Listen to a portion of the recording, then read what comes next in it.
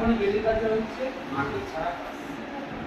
মাটি লাগে আপনার বাড়ির মধ্যে 2 ফুট জায়গার উপরে একটা টাওয়ার থাকবে, সে টাওয়ারে জল থাকবে,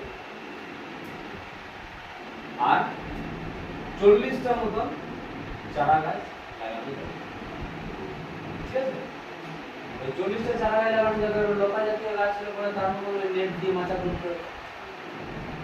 এটা কি টাইপের পাবেন না, এটা নিউট্রিশন যুক্ত রসায়ন মুক্ত একটা সবজি।